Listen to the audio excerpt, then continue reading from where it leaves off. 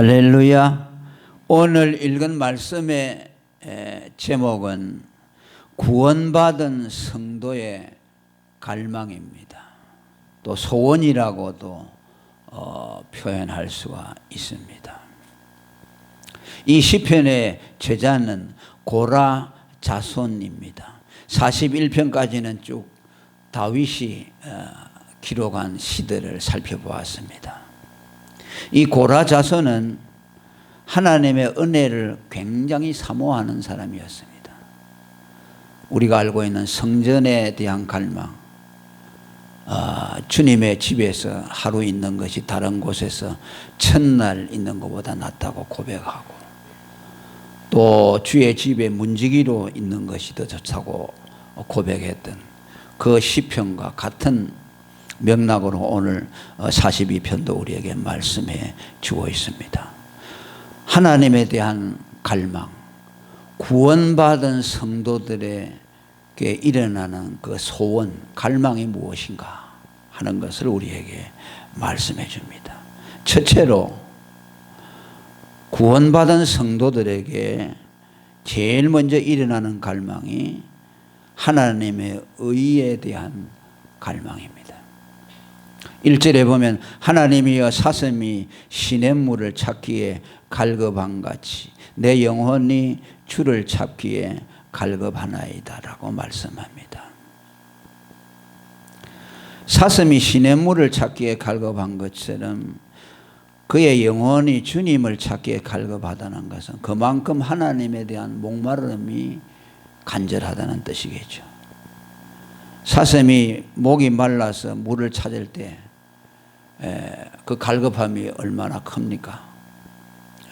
물을 찾기 위해서 이리저리 물 있는 곳을 찾아서 헤맵니다. 구원받은 성도들 역시 그에게 있는 가장 갈급한 마음이 뭐냐 하면 하나님을 찾고자 하는 갈망입니다. 하나님을 목말라 하는 갈망입니다. 어떤 시인이 타는 목마름이라는 시를 썼지요. 그 목마름의 내용은 독재 시대 때 민주주의에 대한 갈망이었습니다. 그러나 우리 예수 믿는 사람에게서 가장 큰 갈망은 하나님에 대한 갈망입니다.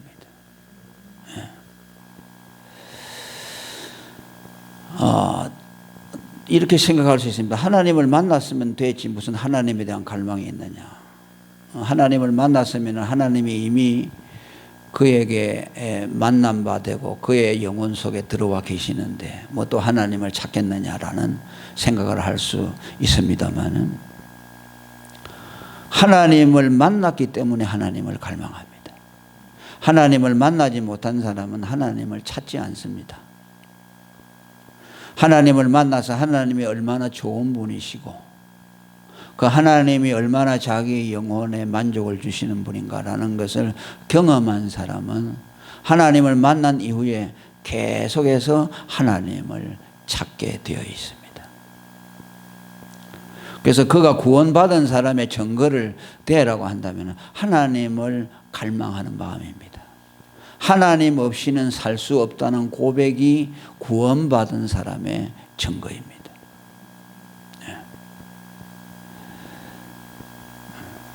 지금 코로나 전국으로 인해서 교회를 나오지 못하는 분들이 많죠. 오늘도 보니까 교회 나오지 못하니까 하나님에 대한 기도가 더 뜨거워지는 경향들이 나타난다고 그래요. 그 구글에 검색어에 보니까 하나님에 대한 그 기도가 굉장히 그 포탈의 상위권에 되어 있다고 그래요. 그러니까 교회 나와서 예배를 못 드리니까 하나님과 멀어지는 것이죠. 그러니까 하나님에 대한 갈망이 커지는 거죠.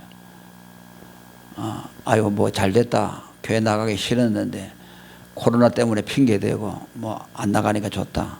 그런 사람은 참 믿음이 있는 사람이라고 볼 수 없겠죠. 안타깝고 예배 못하니까 하나님을 더 갈망하는 마음이 생겨나고, 거기서 이제 간음이 되는 거죠. 환난이 오고 어려움이 올 때에 우리의 믿음이 어느 편에 속했는가 하는 것을 우리는 확인하게 되는 겁니다. 그러면서 이 하나님을 찾는 것을 목마른 사슴이 시냇물을 찾는 것에 비유한 것은, 왜 다른 많은 것들이 있지만은 그 물을 찾는 것에 비유했느냐? 그만큼 하나님이 중요하다는 의미도 있겠죠. 또 동시에 그 물이 의미하는 바는 성경에서 의를 상징합니다.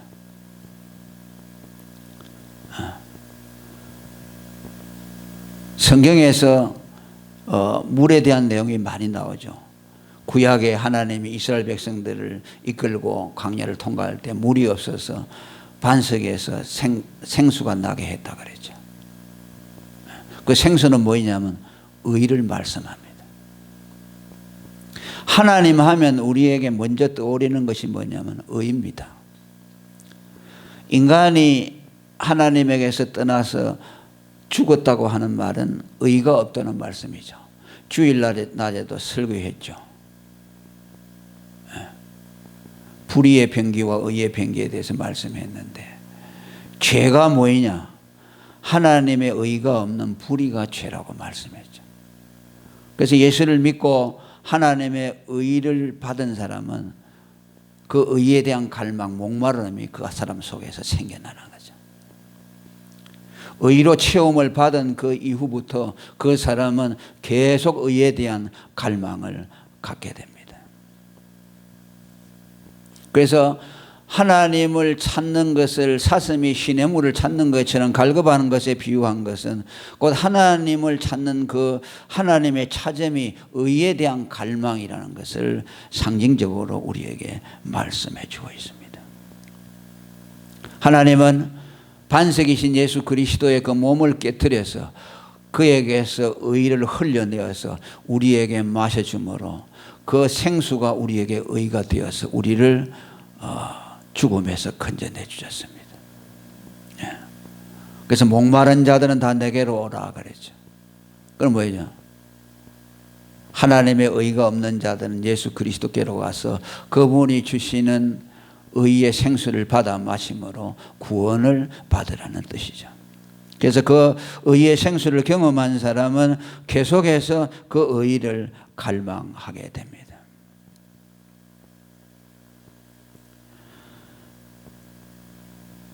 지금도 하나님은 그의 백성들을 향해서 계속 의를 흘려내고 있습니다.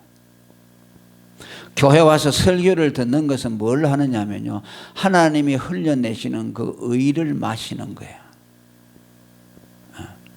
또 예배 드리러 와서 하나님의 의를 체험받고, 또 세상에 나가서 살다 보면 또 그 의가 사모되어지고 갈망이 되죠.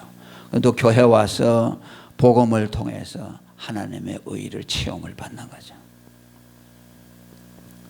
로마서 1장 17절에 복음에는 하나님의 의가 나타났어라고 말합니다.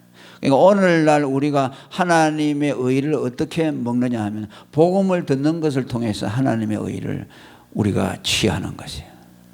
왜냐하면 복음에는 하나님의 의가 나타나기 때문에. 복음 외에는 하나님의 의가 없어요. 그래서 반드시 교회는 복음을 말하는 곳이어야 됩니다. 성도들이 왜 교회에 오느냐? 의를 마시기 위해서 오거든요. 그러면 그 의를 마셔야 되는데 그 의는 뭐냐? 예수 그리스도가 내 죄를 위해서 죽으셨다는 복음. 그 복음을 들을 때 그 영혼 속에 하나님의 의가 흘러 들어가는 거죠. 그래서 그의 줄인 영혼이 그 복음을 통해서 회복이 되어지고 만족을 얻게 되는 겁니다. 계시록 22장 17절에도 성령과 신부가 말씀하시기를 오라 하시는도다. 듣는 자도 오라 할 것이요 목마른 자도 올 것이요 또 원하는 자는 값없이 와서 생명수를 받으라고 우리에게 말씀하고 있습니다. 여기서 생명수를 받으라고 하는 것은 교회가 선포하는 의의 복음을 듣고 생명수를 받으라는 말씀이죠. 성령과 신부가 오라 하시는도다 그래요. 신부는 교회를 말씀합니다. 교회가 복음을 증거할 때 성령이 오셔서 그 복음을 듣는 사람의 영혼 속에 증거해 주게 되면은 거기에서 듣는 이들이 하나님의 생명, 그 의를 취하게 된다는 말씀이죠. 그래서 성령과 신부가 사람들을 향해서 오라, 생명수를 마시라, 취하라고 초청하고 있는 겁니다.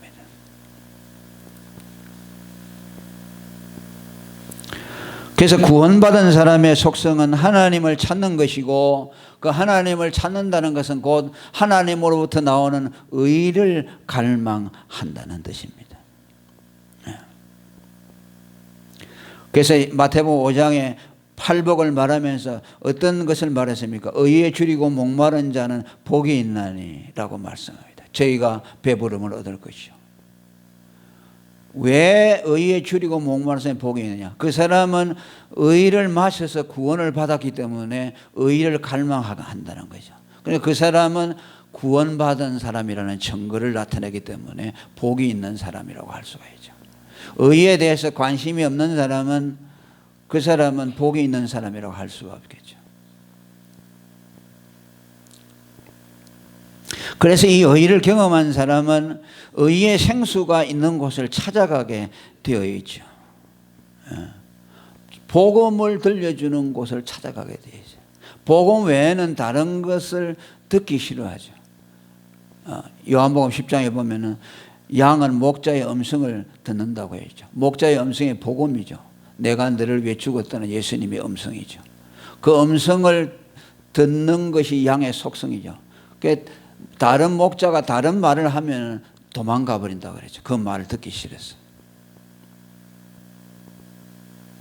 그의 영혼에는 오직 복음만 갈망하게 되어 있어요. 복음의 의만 추구하도록 되어 있어요. 부산의 그 배경희 목사님이라면 이미 잡고 하셨는데, 그분은 정말 복음만 설교하시는 분이었는데, 어떤 목사님이 그 교회 와가지고 복음을 듣고 목회를 그만두었어요. 왜 그만두었냐면요, 이 목사님 복음이 너무 좋아가지고 거기에 평신도로 머물러서 돌아가실 때까지 복음을 들었다 그래요. 의에 대한 갈망.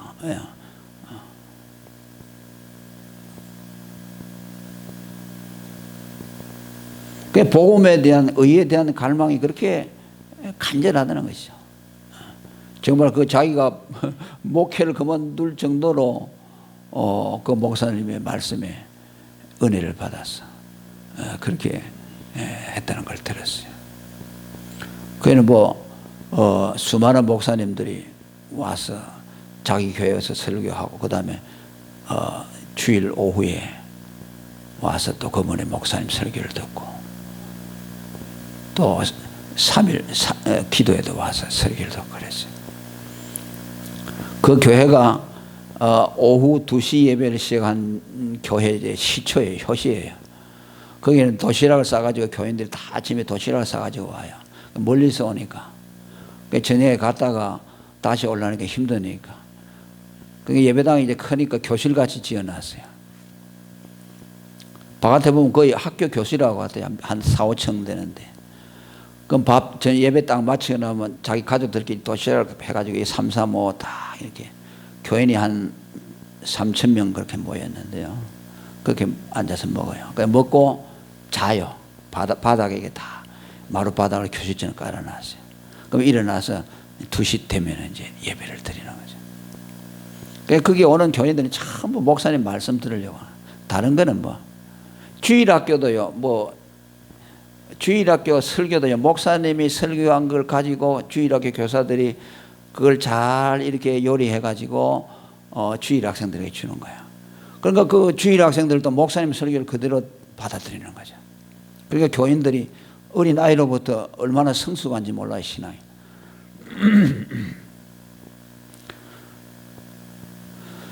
근데 참 그분이 돌아가실 때 참 그렇게 불행하게 돌아가셨는데요. 순교하셨죠. 새벽에 새벽 기도를 마치고 난데 괴한이 와서 목을 찔러서 돌아가셨어요. 그 교인들이 얻고 가니까 괜찮다, 괜찮다. 나는 하나님께로 간다. 그렇게 마지막에 숨을 거두셨죠.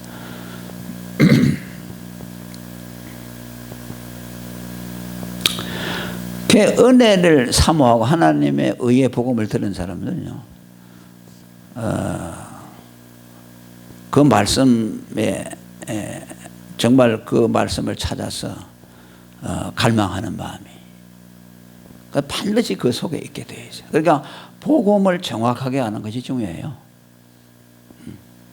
복음이 뭐이다 하는 것을 정확하게 이해하면은 복음만 알게 돼요. 이제 여러 가지 스크찌개로 만들어 놓으면요, 복음이 잘 모르잖아요. 그러면 이제 분별력이 없어요. 분별력이 없는데 복음이 뭐인가를 그 핵심을 딱 이렇게 파악을 하게 되면요, 이제는 그때부터는 복음이 의라는 것을 알게 되면요, 다른 것은 이제 이렇게 멀리하게 되는 거죠. 그 다음에 여기 두 번째로 생존하시는 하나님에 대한 갈망을 말씀 2절이죠. 자, 2절 다 같이 읽습니다. 시작.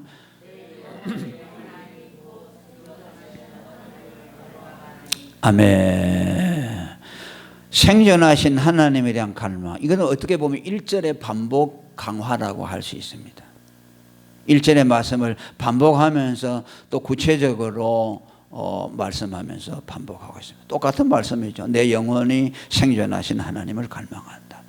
사슴이 시냇물을 찾기 갈구한 것처럼 내 영혼이 하나님을 찾는다고 말씀합니다. 근데 여기서는 좀 2절에서는 좀 독특하죠. 생존하시는 하나님이라는 말씀을 하고 있습니다. 하나님에 대한 표현이 약간 달리 되어 있습니다. 이 생존하시는 하나님이라는 말씀은 The Living God이라고 되어 있어요. 영어 표현에. 그 말은 이제 우리나라 말로, 한국말로, 현대어로 표현한다면 살아계신 하나님이라는 뜻이죠. 내 영혼이 살아계신 하나님을 갈망하나이다. 왜 시편 기자가 생존하시는 살아계시는 하나님이라고 표현을 했을까?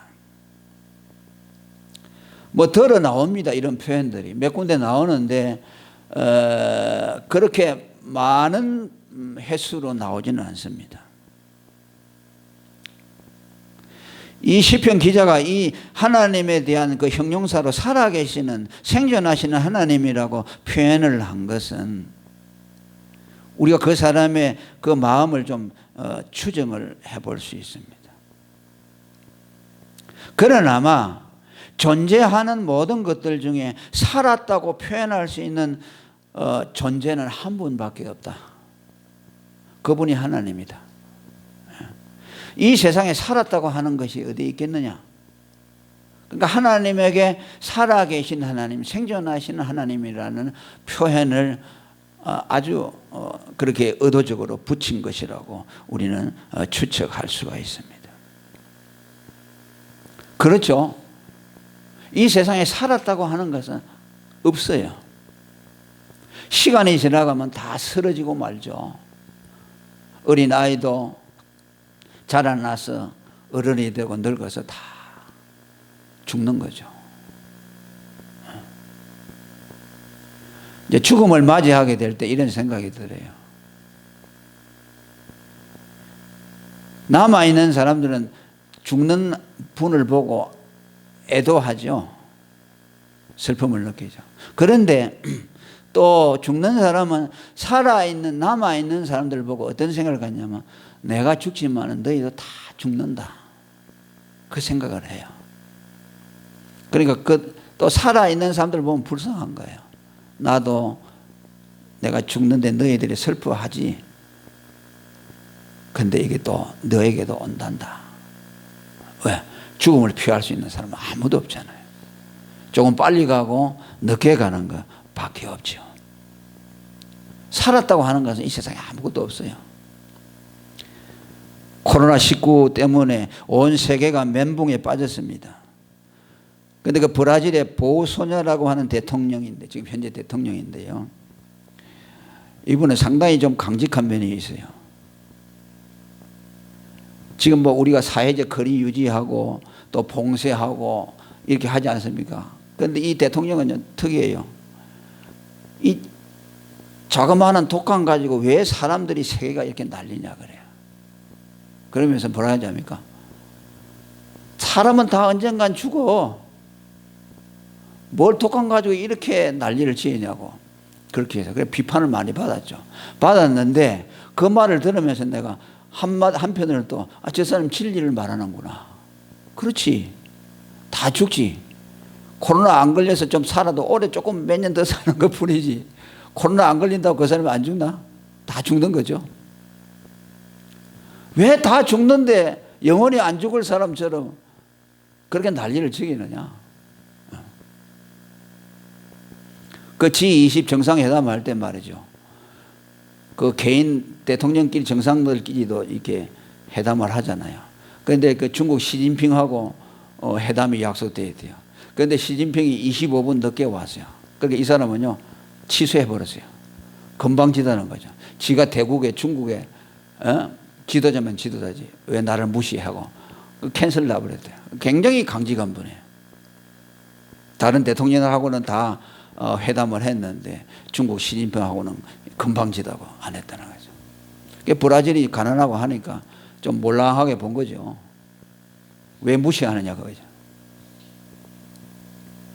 상당히 강단이 있는 그런 대통령인 것 같아요.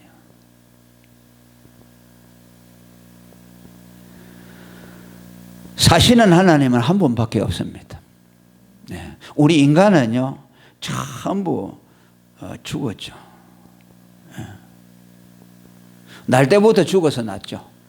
죄와 허물로 죽었습니다. 아담의 원죄를 타고 나서 죽었고, 그리고 또 우리는 육체도 죽게 될 것입니다. 디모데전서 6장 16절에 보면 오직 하나님 그분에게만 죽지 아니함이 있다고 말씀합니다. 데살로니가전서 1장 9절에도 우리가 사시고 참되신 하나님께로 돌아왔다. 너희가 어떻게 우상을 버리고 사신 하나님에게로 돌아왔느냐, 살아계신 하나님에게로 돌아와서 지금 하나님을 섬기고 있느냐. 다윗도 사시는 하나님이라는 말을 언급했습니다. 사무엘상 17장 26절에 그가 물맷돌을 가지고 골리앗을 쳐부수러 갈 때에 사시는 하나님의 군대를 모욕하는 너를 내가 치러 간다고 말씀했죠. 그러니까 다윗도 하나님은 살아계신 하나님이라는 믿음이 아주 실감 있게 느껴진 것이죠. 모세나 다니엘, 이사야, 예레미야 이 사람들도 다 보니까 사시는 하나님이라고 하나님을 표현했습니다. 그러니까 이 지금 고라의 자손이 생존하시는 하나님이라는 말을 쓴 것은 죽음이라는 것에 모든 것이 만연되어 있고 이 세상은 죽음으로 다 덮여 있는데 오직 하나님 한 분만이 살아계시는 분이다. 그것이 아마 자기에게 매우 실감 있게 다가왔기 때문에 생존하시는 하나님이라고 표현하지 않았느냐. 다윗도 그랬을 것이고 바울 사도도 그런 표현을 그렇게 썼다고 보는 것입니다.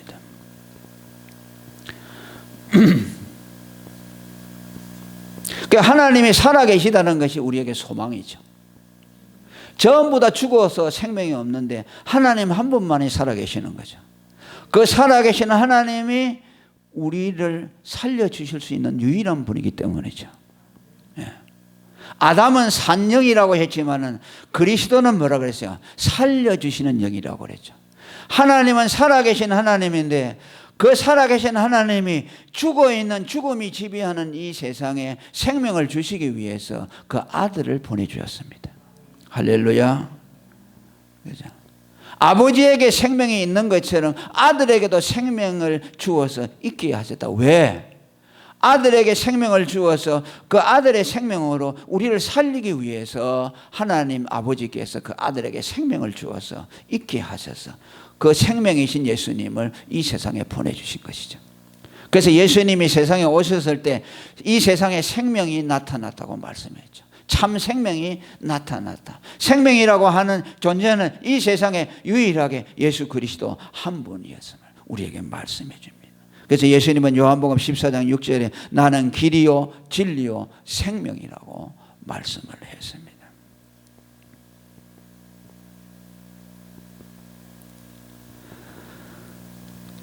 그러니까 예수님이 세상에 오실 때, 그분이 생명으로 오셨을 때 정말 성령으로 말미암아 하나님의 진리의 계시를 받은 사람들은 저분이 참 생명이다.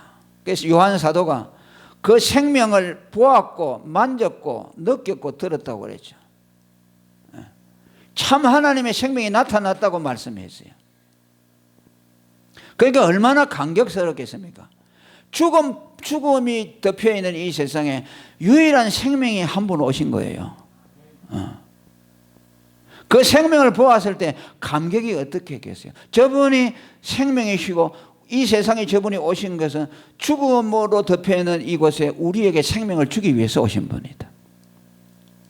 그러니까 예수님을 말할 때는 생명이라는 단어를 떠올리게 되는 것이고, 살아계신 하나님이라는 거예요. 오늘 고라 자손들이 말할 때도 생존하시는 하나님이라고 말한 것은 사도 요한이 예수님을 보고 생명을 느꼈던 것처럼 하나님의 생명을 느꼈고 경험했기 때문에 생존하시는 하나님이라고 그렇게 명명한 것이라고 볼 수가 있습니다. 오늘도 하나님이 생명이라는 것 때문에 우리에게 소망이 있지 않습니까? 아멘. 살아계신 주 나의 참된 소망, 걱정 근심 전혀 없네. 사랑의 주 내 갈 길 인도하니 내 모든 삶의 기쁨 널 충만하네. 할렐루야. 살아계신 주, 정말 가슴 떨리는 단어죠.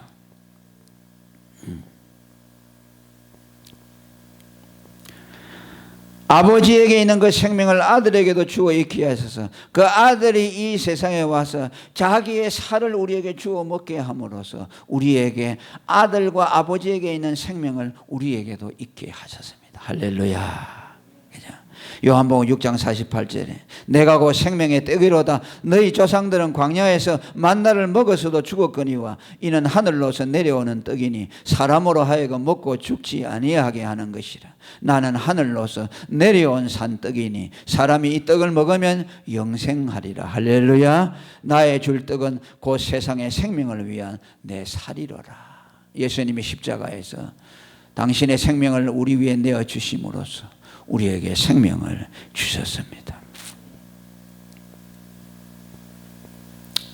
그래서 하나님이 우리의 하나님이 될 수 있었어요. 우리가 예수님의 살과 피를 먹고 살아나지 못했다면 하나님은 우리의 하나님이 될 수 없어요. 왠 줄 압니까? 하나님은 산자의 하나님이기 때문입니다. 죽은 자의 하나님은 아니에요. 예수 안 믿고 불신자들은 죽었기 때문에 하나님은 그들의 하나님이 될 수가 없어요. 그러나 예수를 믿고 살아난 자들은 산자이기 때문에, 하나님도 살아있기 때문에 그 산자의 하나님이 우리의 하나님이 될 수가 있다고 그렇게 누가복음 20장 38절에 말씀하고 있습니다.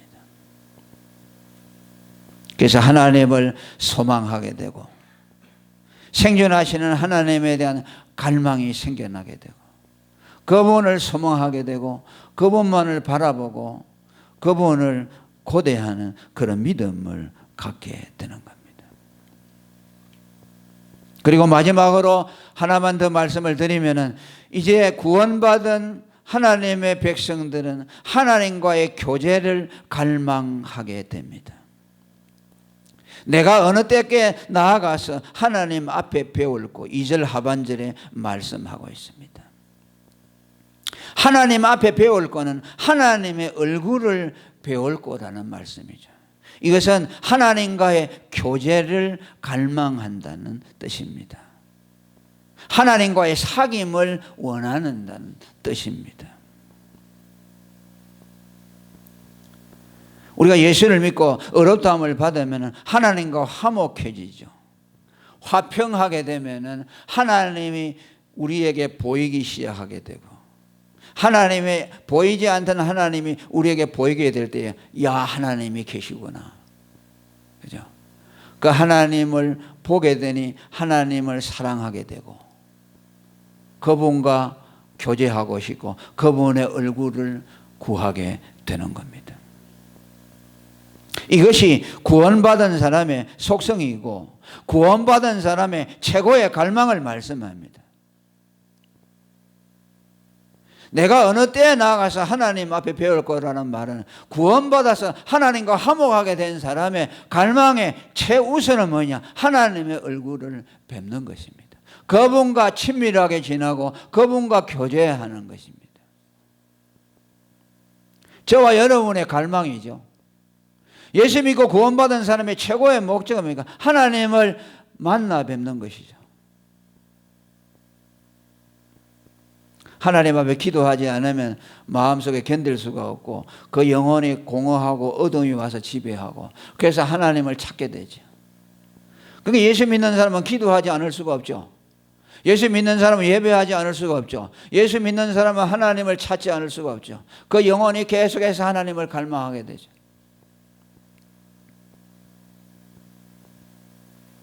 그래서 시편 24편 6절에 보면 성도를 향해서 하나님의 얼굴을 구하는 자라고 말씀합니다.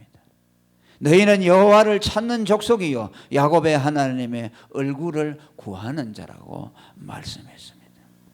왜입니까? 그에게 있어서 이제 그의 최고의 만족과 즐거움은 하나님의 얼굴입니다.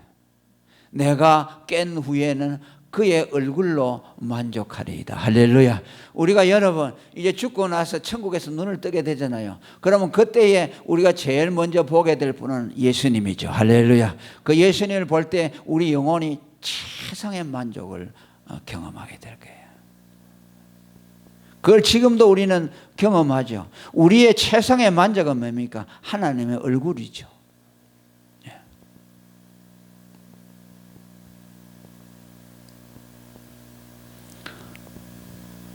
하나님과 친밀하게 지내고 싶고 하나님과 교제하고 싶고.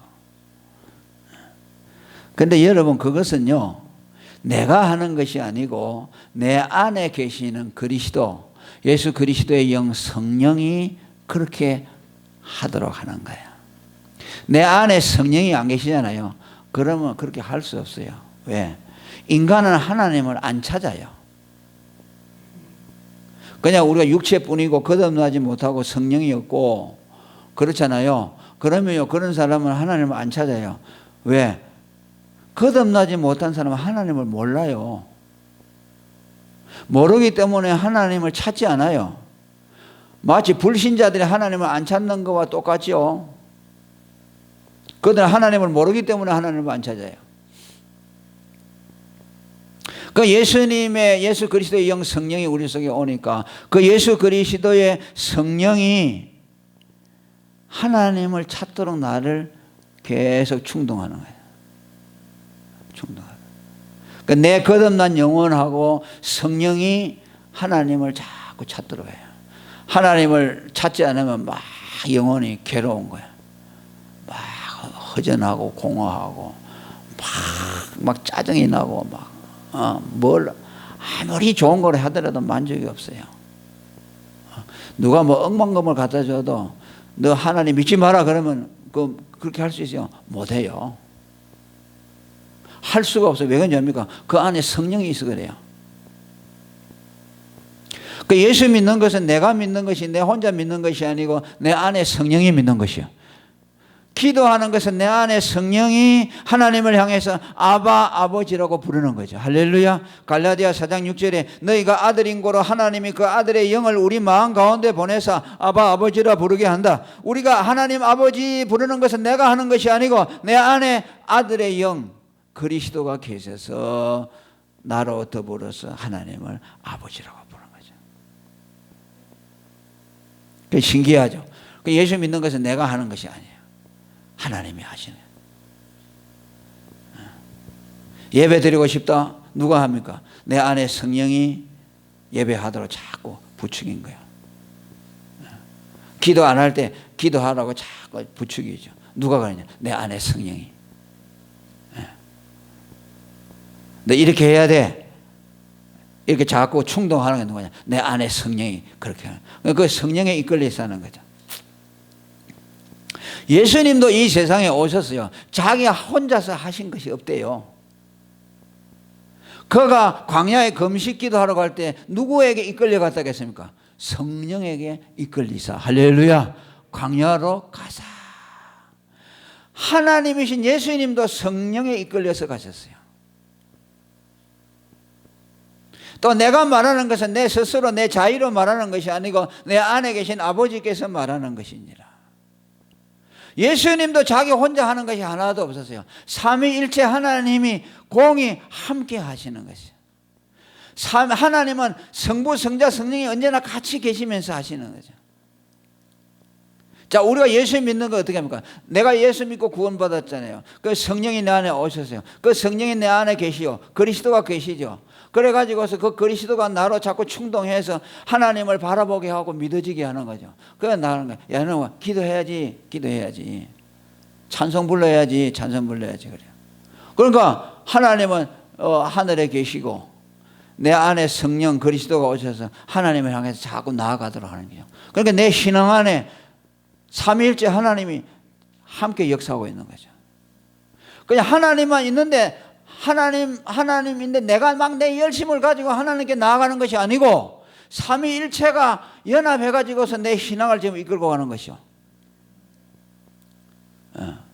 그 지난주 칼럼에도 그걸 썼어요. 천국에 어떻게 가는 줄 압니까? 내 앞서서 예수님이 목소리를 들려주는 것이요. 내가 너를 위해 죽었다, 내가 너를. 그럼 그 목소리를 듣고 따라가는 거요. 따라가다 보면 천국에 도달하는 것이요. 아멘. 내가 내 열심으로 그냥 막 죽기 살기로 믿는 것이 아니고 내 안에 그리스도의 영 성령이 오셔서 그 예수님을 알게 하시고 복음을 깨닫게 하시고 그래서 내 안에서 믿음이 자꾸 생겨나게 하셔서 하나님을 바라보게 하는 것이죠. 성령과 예수 그리스도가 안 계시면 내 힘으로 하나님을 믿을 수가 없어요. 그게 얼마나 고마워요. 자, 우리 다 같이 한번 합니다. 예수님, 내 안에 성령으로 오셔서 감사합니다. 지금도 성령으로 내 안에 계셔서 복음을 깨닫게 하심을 감사합니다. 하나님의 사랑을 알게 해서 감사합니다. 예수님이 누군지 알게 하셔서 감사합니다. 전부 다 하나님이 하시는 거죠. 그래서 거듭난 사람, 구원받은 사람은 하나님의 은혜로 의를 갈망하게 되고 그 의를 경험했기 때문에 의의 생수를 맛본 사람은 그 의를 찾아가게 되어 있다. 그래서 하나님을 찾게 된다. 의는 하나님의 대명사입니다. 하나님과 또 다른 말로 표현하면 그분은 의다. 그분은 우리에게 뭘 주냐? 의의 생수를 부어주신다. 믿는 자 속에서 생수가 계속 난다 그랬죠. 믿는 자의 받을 성령을 말하는 것이라. 그게 뭐냐니까 예수 믿는 자에게 하나님의 의의 생수가 그 배에서 계속 나게 하셔서 그 영혼을 만족하게 만들어주는 거죠.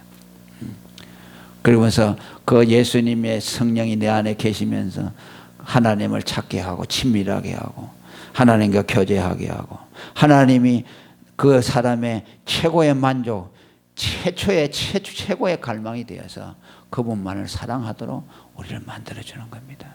그래서 평생 하나님을 떠나지 못하도록 하나님만 바라보고 그냥 하나님만 하다가 우리로 하여금 이제 하나님께로 가도록 하는 겁니다. 자, 이렇게 우리에게 은혜를 주신 하나님께 감사를 올립니다. 통성어로 기도하겠습니다.